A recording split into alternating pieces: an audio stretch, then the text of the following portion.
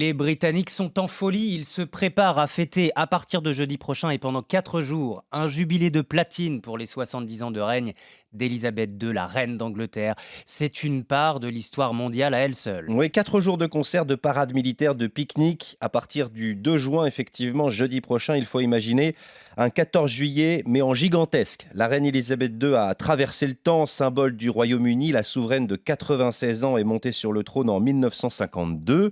Malgré des déboires familiaux, les vents contraires qui ont relégué le Royaume-Uni au rang de puissance moyenne, elle est toujours là, jamais salie par le moindre scandale personnel, toujours présente, petit chapeau sur la tête. 70 ans de règne donc pour la monarque en exercice la plus âgée au monde.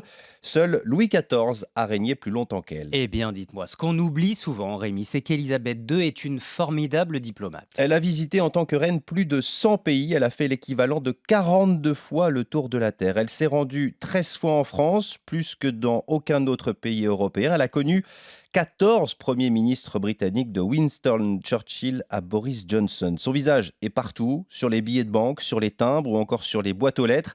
Et sa popularité est toujours immense. 96 ans aujourd'hui, monarque à 96 ans, mais toujours avec cette forme de modernité. Exactement, la reine Elisabeth, première représentante de la couronne britannique à visiter la Chine, c'était en 1996 et à s'adresser à la Chambre des représentants à Washington aux États-Unis en 1991.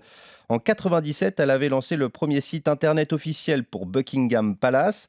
En 2014, elle a envoyé son premier tweet et en 2019, son premier post Instagram moderne, Elisabeth II. Moderne, mais aujourd'hui fatiguée. Oui, âgée de 96 ans, elle souffre de difficultés pour se déplacer, elle a limité ses apparitions publiques, elle s'appuie désormais sur une canne, elle passe progressivement le relais à son fils aîné Charles, 73 ans, qui a par exemple prononcé le traditionnel discours du trône au Parlement, c'était au début du mois. C'est la première fois depuis 1963 que la monarque britannique ne participe pas à cet événement. Elisabeth II qui vit désormais repliée dans son château de Windsor, à l'ouest de Londres, après avoir déserté le palais de Buckingham depuis le début de la pandémie de coronavirus.